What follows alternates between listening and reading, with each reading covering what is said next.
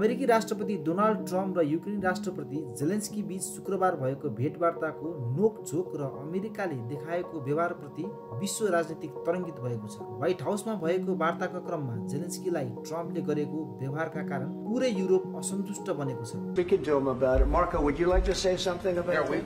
We have concerns, obviously, with the conduct of those, particularly as it impacts Americans. And there's real concern that American speech, which is online, could fall into the hands of British or any country's jurisdiction. And so this is a point the Vice President made at Munich, and I think it's a very compelling one, that what unites us with Europe, as much as anything else, is these shared values, and one of them being free speech. And so if Americans are threatened by it, we're going to need to take action in that regard. Mr. President.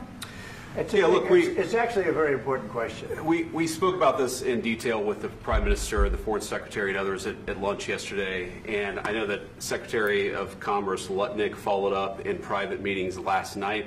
This is really important. We believe Americans have the right to speak their mind, even if we in this room disagree with them. They have the right to speak their mind in the public square, which is often online these days. And we're going to defend that right as it pertains to American companies and American citizens vigorously if we have to.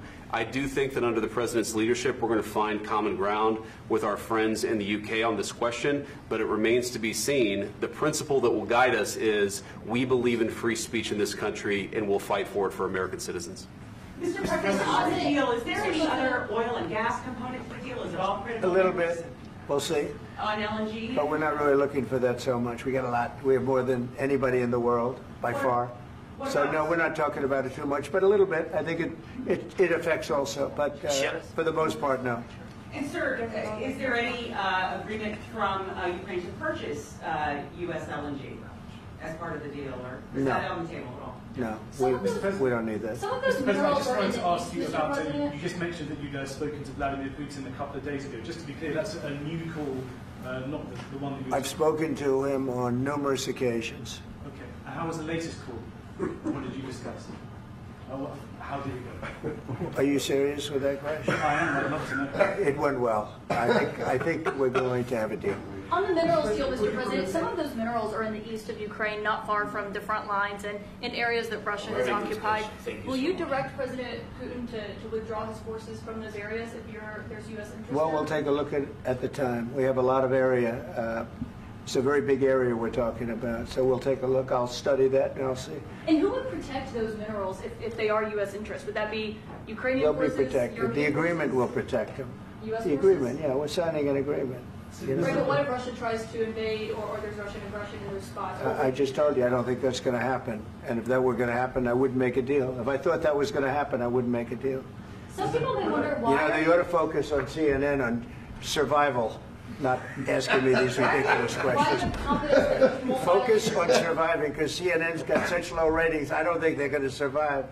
Let's go. Please go. I already mentioned Poland.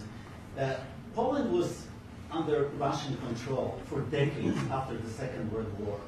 When I was a kid, I looked at the United States not only as a most powerful country, richest country in the world, the country that has great music, great movies, great muscle cars, but also as a force for good.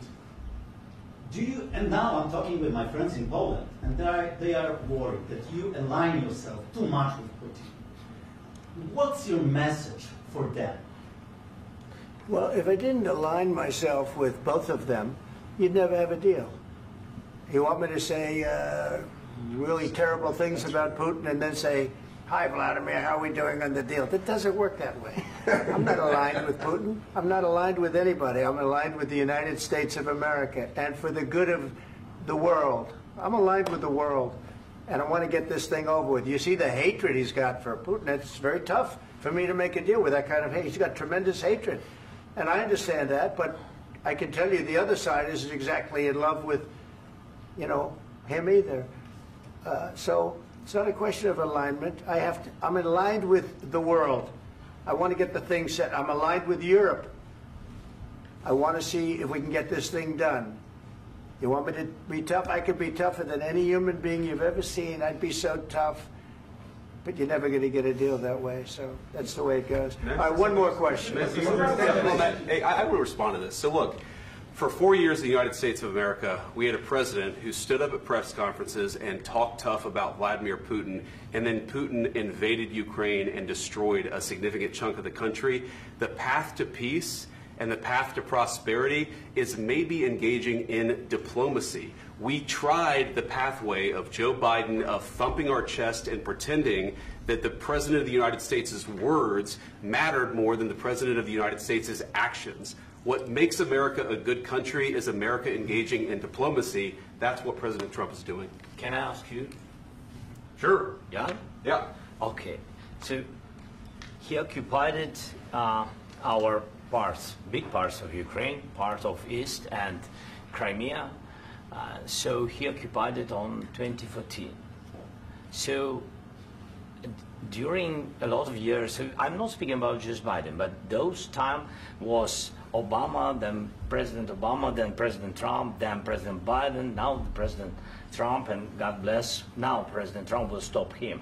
But during 2014, nobody stopped him. He just occupied and took. He killed people. You know what the contact 2015. 2014. 2014 and 2015. 2014. Yeah. So I was not here. Yeah, but that's exactly right. Yes, but during 2014 till 2022, yeah, the situation the same. The people have been dying on the contact line. Nobody stopped him. You know that we had conversations with him, a lot of conversation, my bilateral conversation, and we signed with him, me, like a new president. In 2019, I signed with him the deal. I signed with him, Macron and Merkel, we signed ceasefire. Ceasefire. All of them told me that he will never go. We signed him with gas contract. Gas contract. Yes, but after that, he broken this ceasefire. He killed our people and he didn't exchange prisoners. We signed the exchange of prisoners, but he didn't do it. What kind of diplomacy, JD, you are speaking about? What do you mean? I'm talking about the kind of diplomacy that's going to end the destruction of your country. Yes, but if you Mr. President, with respect, I think it's disrespectful for you to come into the Oval Office and try to litigate this in front of the American media. Right now, you guys are going around and forcing conscripts to the front lines because you have manpower problems. You should be thanking the President for trying to bring it into this conflict. Have you ever been to Ukraine that you say what problems we have? I have been to. Come once. I've actually watched and seen the stories, and I know what happens is you bring people, you bring them on a propaganda tour, Mr. President. Do you disagree that you've had problems bringing people into your military? And do you think that it's respectful to come to the Oval Office of the United States of America and attack the administration that is trying to prevent the destruction of your country? A lot of questions. Let's start from the beginning. Sure. First of all, during the war, everybody has problems, even you, but you have nice ocean and don't feel now, but you will feel it in the future. God bless. You don't know that. God bless. God bless. You will not have a war. Don't tell us what we're going to feel. We're trying to solve a problem. Don't tell us what we're going to feel. I'm not telling you. Because you're in no position to dictate that. That's exactly what you're doing. You're in no position to dictate what we're going to feel. We're going to feel very good. You will feel influence. We're going to feel very good and very strong. You will feel influence. You're right now not in a very good position. You've allowed yourself to be in a very bad position, and he happens to be right about it. From the very beginning of the war. You're not in a good position. You don't have the cards right now. With us, you start having cards. Right now, you don't. You're playing cards. You're playing cards. You're gambling with the lives of millions of people. You're gambling with World War III.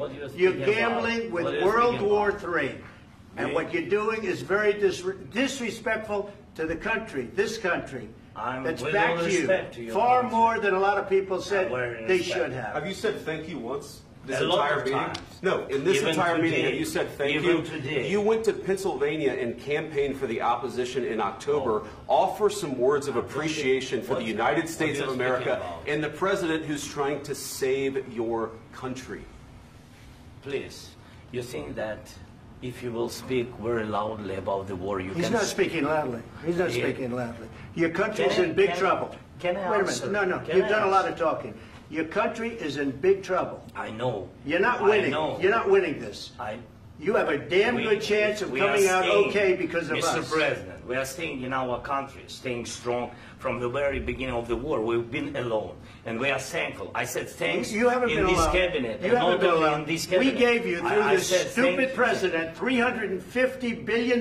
You voted we gave for you your military president. equipment, You and you voted men for are your brave, president. but they had to use our military. What about If you didn't have You our invited military me- equipment, you invited if me you to didn't speak. have our military equipment, this war would have been over in 2 weeks. In 3 days, I heard it from Putin. In 3 days, this is something Maybe new. less. In 2 weeks, of course, yes. It's going to be a very hard thing to do business like this. I tell you. Just say thank you. I said a lot of times to American people. Accept that there are disagreements, and let's go litigate those disagreements rather than trying to fight it out in the American media when you're wrong.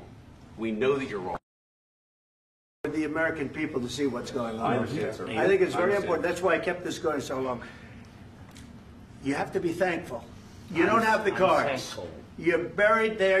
Your people are dying. tell you You're again, running I low know. on soldiers. Listen, Please, you're running Mr. low on President. soldiers. It would be a damn good thing. Mr. And then President. then you tell us, I don't want a ceasefire. I don't want a ceasefire. I want to go and I want this. Look. If you could get a ceasefire right now, I tell you, you take it so the bullets stop flying and your men stop getting killed. Of course, we want to stop the war. But you're I saying said- you don't want a ceasefire. But I said to you, I want a ceasefire. with guarantees. Because you'll get a ceasefire faster than an agreement. Ask our people about ceasefire, what they think. That wasn't it doesn't with matter me. for you what That what wasn't is- with me. It That was wasn't with you. a guy named Biden, who was not a smart person. This That is was your, with, this that was is with your Obama. president. It was your president. Excuse me. That was with Obama, who gave you sheets, and I gave you javelins. Yes. I gave you the javelins to take out all those tanks. Obama gave you sheets. In fact, the statement is Obama gave sheets and Trump gave javelins. You got to be more thankful, because let me tell you, you don't have the cards. With us, you have the cards. But without us, you don't have any cards. One more question to Mr. Vice President.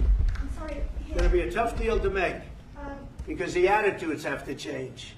what if Russia breaks ceasefire? What if Russia breaks peace talks? What do you do then? I understand that it's a heated conversation right now. What are you but saying? what She's if asking, what if Russia breaks the ceasefire? What if anything? What if a bomb drops on your head right now? But they have Okay? broken ceasefire What if they broke it? many I don't know. They broke it with Biden, because Biden, they didn't respect him. They didn't respect Obama. They respect me. But what- Let me tell you, Putin went through a hell of a lot with me. He went through a phony witch hunt where they used him and Russia. Russia. You ever hear of that deal? That was a phony Hunter Biden, Joe Biden scam. Hillary Clinton, Shifty Adam Schiff. It was a Democrat scam. And he had to go through that. And he did go through it. We didn't end up in a war. And he went through it. He was accused of all that stuff. He had nothing to do with it. It came out of Hunter Biden's bathroom. It came out of Hunter Biden's bedroom. It was disgusting. And then they said, oh, the laptop from hell was made by Russia. The 51 agents. The whole thing was a scam. And he had to put up with that. He was being accused of all that stuff. All I can say is this. He might have broken deals with Obama and Bush, and he might have broken them with Biden. He did, maybe. Maybe he didn't. I don't know what happened. But he didn't break them with me. He wants to make a deal. I don't know if you can make a deal. The problem is, I've empowered you to be a tough guy. And I don't think you'd be a tough guy without the United States. And your people are very brave. But you're either going to make a deal or we're out. And if we're out, you'll fight it out. I don't think it's going to be pretty, but you'll fight it out. But you don't have the cards. But once we sign that deal, you're in a much better position. But you're not acting at all thankful. And that's not a nice thing. I'll be honest, that's not a nice thing. All right, I think we've seen enough. What do you think? Huh? This is going to be great television, I will say that.